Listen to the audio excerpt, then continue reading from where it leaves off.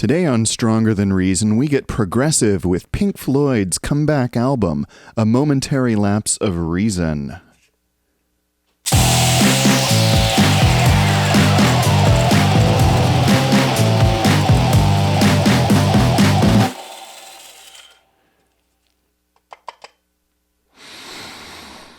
I love theme song coffee. Welcome to Stronger Than Reason. All right, before we get started, I just want to address that I know this album isn't alternative, industrial, or electronic by any stretch, but it's an album and a band that means a lot to me, and I don't want to necessarily limit what I talk about on this show. Excursions and diversions are just going to happen, and let's face it, this is a band that hugely influenced modern music, so they're always going to be relevant. Do you like The Orb? They owe a debt to Pink Floyd. Do you like Ghost? Same. Love and Rockets? The same. Not to mention hundreds of other bands and thousands of guitarists who look to David Gilmour as an influence. So that said, where to begin? I guess I have to begin, as I usually do, with a personal story. When did I first become aware of Pink Floyd?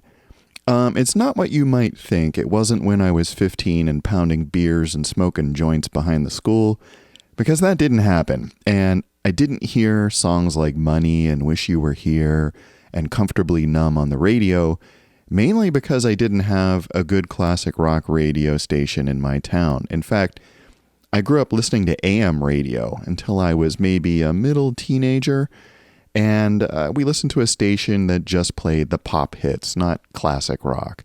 And it wasn't until I got a little older that I heard my friends talking about the rock station that you could sometimes get from the big city. But did I listen to it?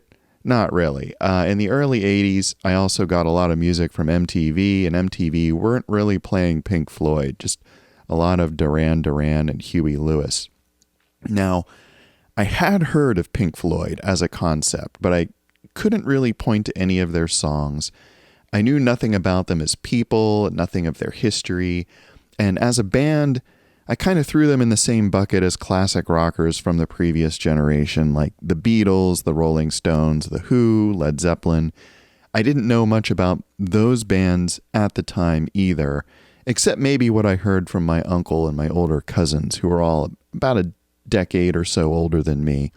These bands seemed really important to them for some reason, and they knew all the words to all the songs. And I may have mentioned before in the first Rush episode that I had one particular uncle, let's call him Uncle C, and when he found out I was a budding music nerd, he sent me a care package full of cassettes that he had dubbed from his extensive CD collection. And not only did he do that, he provided custom liner notes for each to list the band, track names, and some background on why the band was important.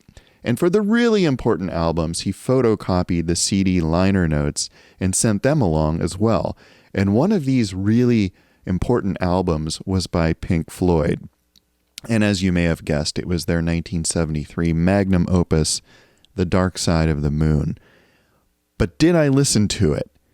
Friends, I regret to inform you that I did not. Not at that point, anyway. But I did read the liner notes and the lyrics, and I noted that the lyrics were pretty good. And, 13-year-old me was particularly interested in the fact that Money had some profanity in it.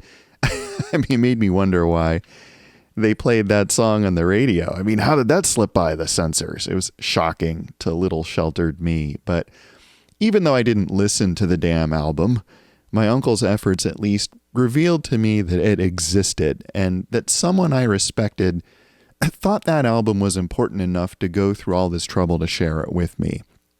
So that incident put Pink Floyd on my personal radar. So let's fast forward to September 1987. Suddenly there's a buzz.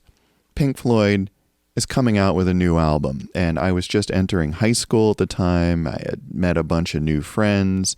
See, some kids in my town had gone to Catholic school. God bless them. But since the school only went up to 8th grade, they were forced to join the rest of us heathens in the public high school. And let me tell you something about those Catholic school kids. Most of them, we noticed, were pretty smart. Not all of them, but I'd say that they were definitely above average with some true standouts. Also, they were incredibly confident for kids coming to a new school. They were all pretty popular and outspoken, and most of them were rebels in some way. You know, the rest of us would just sit agog in class while these kids would argue with the teachers. And they would wear Slayer shirts. You know, the boys and the girls wore Slayer shirts. I mean, weren't Slayer satanic? Aren't these kids supposed to be down with Jesus? And the stuff they had gotten into at their age. Let's just say that they were more sophisticated and worldly than the other kids. So I have a theory that the rigid Catholic school upbringing just kind of encouraged them to fight back against authority and ironically increase their capacity for critical thinking. And in the cases I observed, at least, it pushed them firmly away from the faith. But that's a whole other subject. Anyway, one of these kids was a fan of this new Pink Floyd album. And let's call this guy Rick, which is close enough. He was a good-hearted kid who was a bit of an audiophile. His old man had one of those big old modular stereo systems that I talked about in the Making Music episode. I think it had like a 5-disc CD changer, which was really cool at the time. And Rick loved nothing more than to blast music on it. And sometimes we would connect his Apple II to the speakers and play Castle Wolfenstein and its 8-bit sound effects at like 100 decibels, which I think irritated the hell out of his dad. But it was a lot of fun. And this was all a very mid-teenagey thing to do. It was all very wholesome. But he had gotten this new Pink Floyd CD, which had the curious title of A Momentary Lapse of Reason. And here it is. And needless to say, Rick made a copy for me, and I started listening to it obsessively. So what was my reaction? I guess at the time, I liked it well enough. I remember having it on my headphones while playing video games a lot. I used to do much the same thing with Ministry's Twitch, just one of those things you'd throw on and listen to while you're doing other things, on my knockoff Sony Walkman with the headphones with the big orange ear pads. And in general, I could tell that Pink Floyd were going for a certain sound. It was big, it was bombastic, lots of synth pads, a lot of big 80s drums with the gated reverb, and the guitarist loved his delay and reverb. And lyrically, some of the songs seemed a little preachy, which we'll get into when we discuss those tracks. But for me, the album had its highs and lows, but it did present itself as an album, not just an ordinary collection of songs. So it kind of had some continuity as you were listening to it. My friend Rick did note that at least one track had a sub-track on it, which was pretty novel at the time. I later had some pressings of classical CDs that would have this sort of thing. Like if a track was broken up into multiple parts, some CD players could indicate those parts. And I think Rick even had some Rush CDs that were like that for, say, 2112 or The Fountain of Lamneth or Hemispheres or some of the longer pieces that were broken up into parts. So that was somewhat impressive to us at the time. And this CD just became a part of the music I was listening to in those days. So a couple of years go by, Pink Floyd start playing live shows. Of course, as kids, we were all glued to MTV. And, some of these shows ended up being on MTV and their videos as well. And I remember first really seeing their live show, really paying attention to it, when they played Nebworth in 1990. And a few things struck me about that performance. For one, the band was huge. They had about a dozen people on stage, 2 drummers, 2 keyboardists, backup singers, a bunch of guitarists, someone on sax. And I wondered, were all these people in Pink Floyd? I mean, the liner notes to this album, which we'll look at in a minute, just shows 2 guys. So I thought something here doesn't make sense. For another, they did seem to have one front person, at least, who sang and played all the bitchin' guitar leads. And what leads they were, I mean, we had no idea. We were all really gobsmacked by this guy's guitar playing, I can tell you. I mean, we were a generation that were weaned on a steady diet of Eddie Van Halen. But this guy, this Pink Floyd guy, was something else entirely. He wasn't playing fast. He wasn't double hand tapping like Eddie, but he was playing with a lot of emotion. His guitar sounded like it was singing. And in our limited experience, to us, he sounded more like Alex Lifeson than Yngwie Malmsteen, but was just something else entirely. We had no idea. And another thing was their light show, which seemed really over the top. And finally, in this short set of 6 or 7 songs, and I don't think MTV aired all of the Nebworth songs, they really only played one from this new album. And of the songs they played, I kind of recognized Money, at least by that point. But there were these other songs. There was this slow bit called Shine On, You Crazy Diamond that was really atmospheric, and this acoustic dealie called Wish You Were Here, and of course this slow epic thing called Comfortably Numb that ended with one of the most epic guitar solos ever. So a lot of their stuff was really slow and trippy, but finally there was this tune called Run Like Hell, which was more upbeat and ended in this like big wall of noise. So this performance was my first time hearing all of these Pink Floyd classics, and naturally Rick made cassettes of it by dubbing it off the TV for me. So I listened to that performance constantly and got very familiar with it. And that was really my experience with Pink Floyd for several years, through college at least.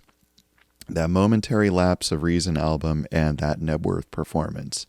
I was just a hopeless Pink Floyd noob with a lot of learning to do. So let's fast forward to 1994 or so. I'm working at my first programming job. In some ways, that was still the most fun job I ever had, but, you know, I'll get into that some other time. But let's say we went over to the mall for lunch one day, probably hit the food court as you do, and of course I have to swing by Sam Goody or whatever the music store was, you know, poke around a little bit, and lo, I see a reissue of The Dark Side of the Moon on CD. And something about it speaks to me. See what I did there? It speaks to me. So I pick it up and I get really, really into this album for a few months. It gives me a whole other appreciation for Pink Floyd. It sounded like a different band entirely. And later I would learn it kind of was. But I wind up picking up a bunch of their older records and listening to them a lot. Gumma, Metal, Wish You Were Here, Animals, The Wall.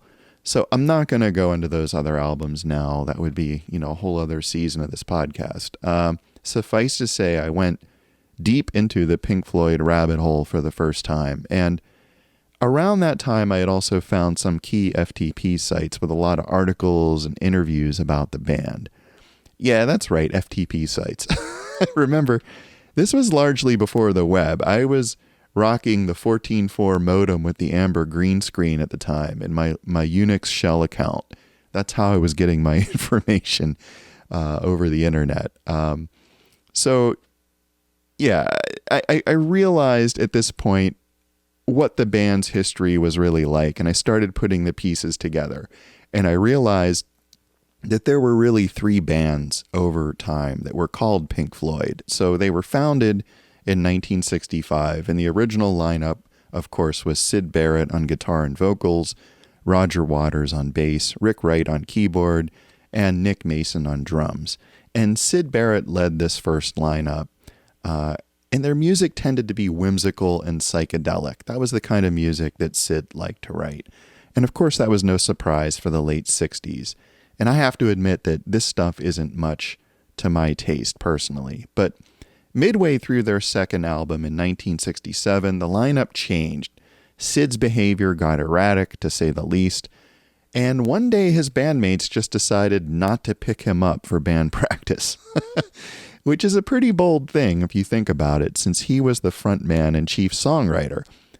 But he was a handful, and they had had enough, so they replaced him with David Gilmour, who could sing and play guitar rather well, as it turned out. And this is the classic lineup that produced their greatest hits like The Dark Side of the Moon and Wish You Were Here. During this period, Roger Waters was the chief songwriter, which would increasingly become the case as time went on, to the point where he'd suppress the other band members' contributions. Eventually, he'd even force Rick Wright out of the band. Rick, it turns out, was paid a wage to tour for their 1980 album, The Wall. He was no longer an official member of the band. Then in 1983, the lineup changed once more. After largely taking control of the band during the albums The Wall and The Final Cut, Roger decided to call it quits. However, David didn't agree that Pink Floyd was done. Cue a huge legal battle that would go on for years as Roger and David vied for control. Ultimately, David would win, and Pink Floyd would continue without Roger Waters. So David produced A Momentary Lapse of Reason as Pink Floyd's comeback album, and that's why only he and Nick appear in the band photos. Rick was still technically not in the band, but he did start playing with them live, but for the most part, as we'll see, Nick and Rick didn't really perform much on this album. It is, in most respects, a de facto David Gilmour solo album. So I realized that the Pink Floyd I grew up with was this third band led by David, which was a different beast than the band that had the original commercial success. And the fact that the touring band was so huge suddenly made sense to me, because David clearly was hedging his bets with a bunch of crack studio musicians. Nick and Rick were on the stage, but they had backups. There were 2 drummers, there were 2 keyboardists, and then they filled out the sound with a bunch of other folks, backup singers, guitarists, a sax player. But really at this point, in legal terms, the band was just 2 people, David and Nick. Now, realizing all of this, it should have jaded me against Momentary Lapse. So from Roger's perspective, this album was a counterfeit. It was a pastiche. It aped the sound of previous Floyd albums, but really offered nothing new. It didn't have their depth. It was all just on the surface. And now I could kind of understand that argument. I mean, it's hard to argue that this album has the artistic integrity of, say, Dark Side, in which all 4 band members contributed. They all had writing credits. They all performed with very few other guest artists, as it were. There were a few, but not too many. Momentary Lapse is little more than the product of David deciding he'd make a Floyd record by any means possible. And he would stack the deck in his favor by using the world's greatest session musicians. I mean, Tony Levin on bass guitar, Carmine Appice on drums, keyboard whiz John Caron. I mean, it's clear he didn't even really need his old bandmates to put this together. And yet I wasn't jaded against this album, because throughout the whole thing, David is front and center. He's playing his guitar, he's singing, and it turns out that, yes, he can carry a Pink Floyd album on his shoulders. He can do it all. It turns out that his voice and guitar are a huge part of the band's commercial appeal, even going back to older tracks from Metal and Dark Side. So yes, he pulled it off. Prior Roger-led albums like The Wall and The Final Cut sacrificed the music in favor of Roger telling stories, usually about how his father died in the war and how sad it made him. But for Roger, it was all about that narrative, and it was less about the music. The Final Cut, you could argue, lacked the classic Floyd sound, and it suffered for it. And maybe David was rightly frustrated that his contributions were getting minimized. So Momentary Lapse, in the big picture of things, was David's opportunity to turn things around, to place the focus back on the music and less on the narrative. And unlike the last 5 Floyd albums, this wasn't a concept album. There was no theme that connected all the songs. And Roger scoffed at that too in the press. A Floyd album that wasn't a concept album? Preposterous! But to his annoyance, this album was still a huge commercial success, maybe because of the Floyd name, or maybe because of all the bitchin' guitar solos. It's hard to say.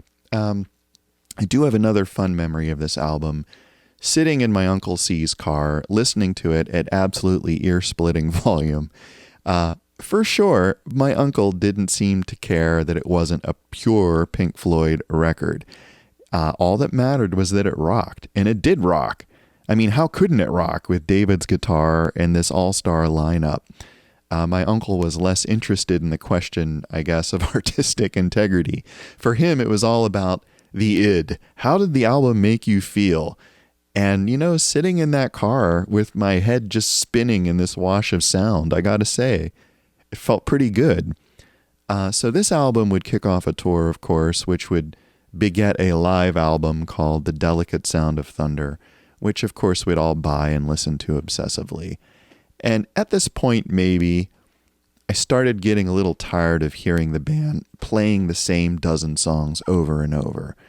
This was maybe the start of Pink Floyd's market oversaturation with endless compilation albums and box sets and reissues and blah, blah, blah.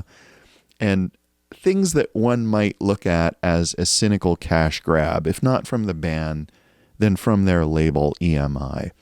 But, let's look at Momentary Lapse a little more closely here. First, we'll take a look at the cover art. We've got a river of hospital beds on a beach. And this was designed by Storm Thorgerson, who designed most of Floyd's album sleeves over the years, with his design firm Hypnosis, which, by the way, counted Peter Christopherson of Coil and Throbbing Gristle as one of its members. Yes, Peter was a graphic designer as well as a video director, audio terrorist, and overall destroyer of civilization. So I have no idea if Peter ever worked on Floyd's album designs, but regardless, Storm was someone who insisted on capturing all the crazy effects that they did in camera. They rarely did any sort of Photoshop-like trickery. Of course, this was long before Photoshop, but they didn't want to do paste-ups or pull things together from snippets, with the exception of the Animals cover, which is a completely different story that you can read about or we can talk about some other time. So they really did set up all these beds on a beach somewhere, which is pretty funny. There's not much in the booklet. Let's take a look here. So there's someone rowing a boat. Picture of David and Nick. Some credits, list of songs, some lyrics. More pictures of the beds. This time you could see that the tides come in and it's starting to wash the beds out, which is kind of funny. More lyrics. Dave and Nick. And another picture of the beds and some more credits, and that's it. There's really not much there. Meh. So let's talk about the tracks. This album starts off with an instrumental called Signs of Life, and this is an atmospheric kind of thing that's more or less lifted directly from Shine On You Crazy Diamond, with two main differences. So first, it starts with the sound of someone rowing, as you saw in the picture there. And I think that's an allusion to the fact that much of this album was recorded on David's houseboat, the Astoria, which was moored in the Thames. Second, it develops into a kind of call and response between David's guitar and a synthesizer. And it's pretty clear with this song that David is saying right out of the gate, look, this is the classic sound you know and love. We really are still Pink Floyd. And that drops directly into the big hit, Learning to Fly, which was all over the radio at the time. And it admittedly has a pretty interesting hook in the verse, an interplay between the guitars, drums, and synths that makes it sound pretty unique. It's a song that I kind of like. I understand it developed from an idea by keyboardist John Caron, so props to him for that. The lyrics are pure twittery and stemming from the pilot lessons that David and Nick were taking at the time, as you do.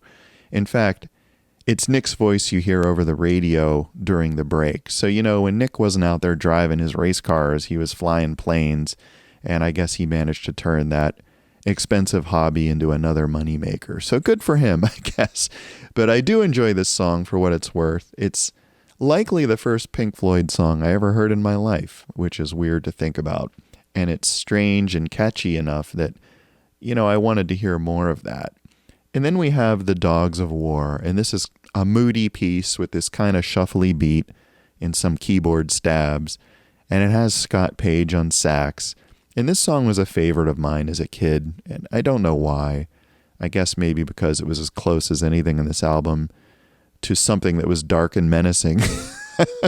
This is a pretty lightweight album in general, but these days I do find some of these tunes to be cringy, as the kids now say. This one is maybe a bit of that. It's a bit too on the nose with the lyrics. War is bad. Yeah, we get it, but the music does kind of rock in a way. So, but that leads into the next tune, which really is my favorite on this album these days, which is One Slip. It's just a great little pop song. It's upbeat. It has the fastest tempo of anything on here. It has something like an actual pulse. It's catchy, and it doesn't really sound like Pink Floyd, or at least not the older Pink Floyd that everyone knew and loved. It's much more of a new wave kind of song.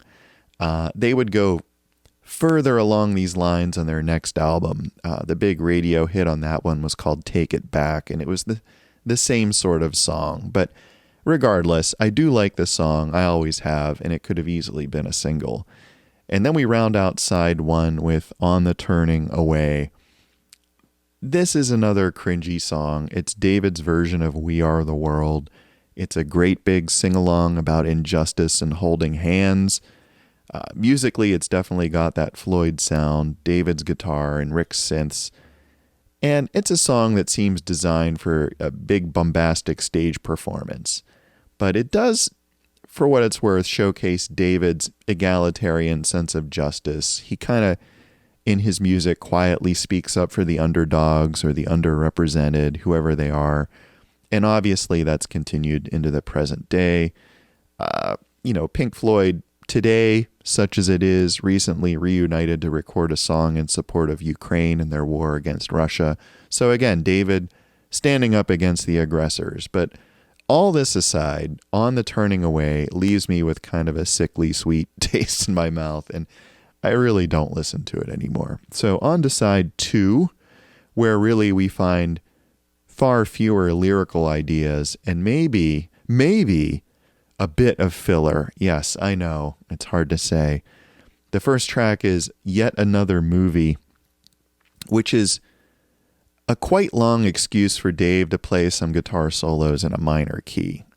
It's just more of the same at this point. Again, a slower number with the now patented Floyd synth pads, big drums, and Dave's guitar. This time his voice is highly affected, and it goes on for a while and ends with a short piece called Round and Around, which was hard to identify as a kid, listening as I was to a cassette copy.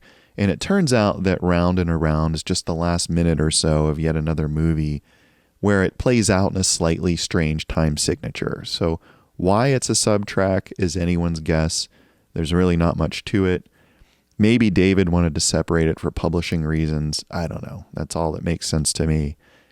And then we have A New Machine Part 1, which is a minute and a half of David saying things through a vocoder. Honestly, I used to skip most of this side as a kid. There just wasn't much here for me to latch onto. It's just filler. I guess the title is a reference to Welcome to the Machine from Wish You Were Here, but lyrically it has nothing to do with the music industry. It's more of a guy having an existential crisis, which, hey, I guess I can relate to, right? Yeah. But meh on this one. So on to Terminal Frost. This is an instrumental, and I understand it was one of the oldest tracks here in terms of when it was first conceived.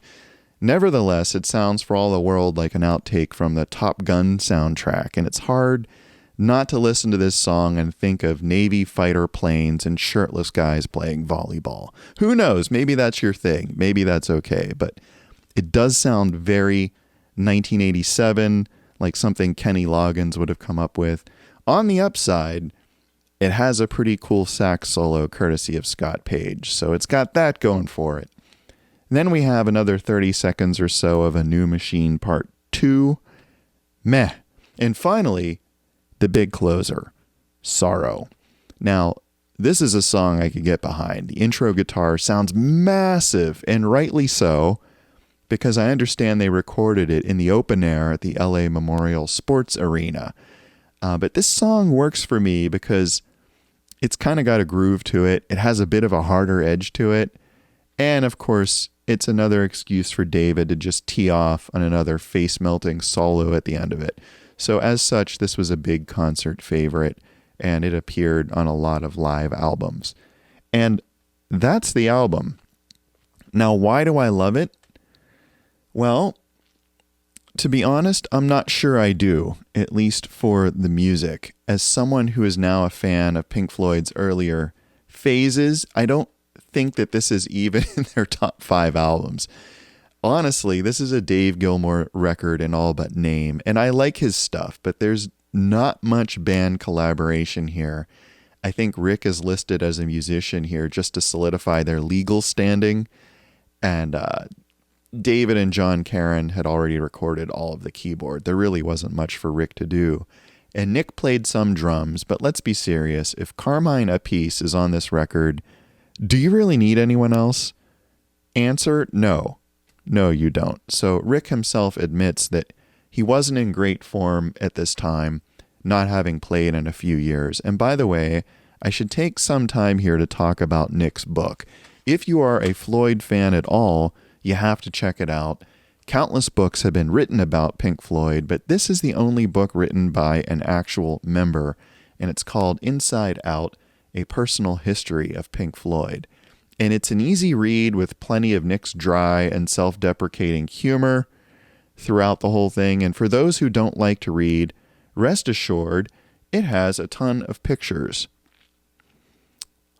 These are pictures from the band's early days up until their tour for their second to last album, The Division Bell. And I have to say that Nick is pretty even-tempered through the whole thing. He never really vilifies Roger or David for that matter. He definitely paints himself and Rick as the two passive members of the band. And it's especially interesting, though, when you consider that Nick is the only person in the world who is a member of all 3 incarnations of Pink Floyd.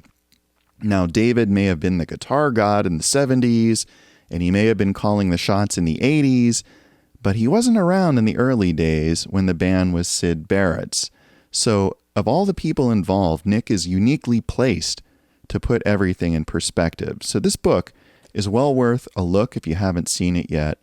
Please check it out. I guess, if anything, I love Momentary Lapse because it was my entree into the world of Pink Floyd. And it sounded pretty great at first back in the day, but over time I would find it losing its flavor, kind of like an old piece of bubble gum. Fortunately for me, dipping into the rest of Pink Floyd's catalog would be like sitting down for a feast with course after course of tasty goodness. And after digging heavily into the earlier albums, it was hard to look at Momentary Lapse in a serious way, or as anything more than maybe a desperate attempt to keep the machine rolling. There just wasn't much going on artistically here. This album is kind of like a comic book where you have a bunch of people involved, somebody doing the writing, another person doing the penciling, another person doing the inking, another person doing the lettering, and so on. It's like designed by committee. And as we know, committees are pretty bad at making strong artistic statements. They are, however, very good at churning out product. And maybe that's what this is. Maybe this is Pink Floyd as a product. Maybe the best we can say about this album is that it is no less a real Floyd record than the Final Cut, which after all was Roger's idea of a Floyd record. Well, this is David's chance to have his say, and if nothing else, it was fair in that sense. But really, my love for Pink Floyd is in their earlier stuff, the trippier bits of Ummagumma, and of course the classic albums Metal, Dark Side, Wish You Were Here, Animals, and to a lesser extent, The Wall. But Momentary Lapse was the gateway for me, and even though it's a lesser album in some ways, that's why I love it. So, what happened after this album? As we all know, this version of Pink Floyd would go on to conquer the world with their follow-up, The Division Bell, in 1994. And it's strange to think that that's the same year that The Downward Spiral came out, but it's true. Maybe the coolest thing that has ever happened in Floydian history was when the classic lineup reunited for Live 8 in 2005. I don't know that anyone saw that coming. And I remember watching that performance in complete shock. Roger Waters playing bass with David Gilmour, Nick Mason, and Rick Wright, the four guys who had written The Dark Side of the Moon. They were all on stage again playing a few songs, and it was really surreal. And maybe it was a reminder that all sorts of unexpected good things can happen in this life. Unfortunately, Syd Barrett passed away in 2006, and Rick Wright passed away in 2008. Floyd would release a posthumous album, The Endless River, in 2014, which was more or less a bunch of instrumental outtakes from The Division Bell. And as I said, they released one more song, Hey Hey Rise Up, in 2022 to support Ukraine. Nick Mason is currently touring with his own band, Nick Mason's Saucerful of Secrets, with Gary Kemp of Spandau Ballet and Floyd's own longtime bassist Guy Pratt. Incidentally, Guy and Gary have a very cool podcast called Rock on Tours. Check it out. Guy Pratt is a personal favorite of mine. He's been involved in a lot of interesting projects over the years, like the Transit Kings with members of the Orb and the KLF. He is a cool guy, and so is Gary, and they have a really good vibe together, so check them out. Nick Mason's Saucerful of Secrets mostly plays the Syd-era Floyd songs, so as such isn't really my thing, but I can appreciate that they do a hell of a good job doing those songs, and just the fact that they're still out there doing it. And there you have it, a momentary lapse of reason, which was for many of us in Generation X our first taste of Pink Floyd, for better or worse. If nothing else, it did provide an accessible door to the much deeper and wider world of their earlier albums, which maybe, just maybe, I'll talk about in the future. You're listening to Stronger Than Reason, either on YouTube or as an Apple or Spotify podcast, the show that's pretty much eating up all my spare time. So if you dig this, please let me know. I like chatting with like-minded folks from around the world. We got to hold it together, you know, solidarity. So yeah, thank you for listening, and until next time, stay strong.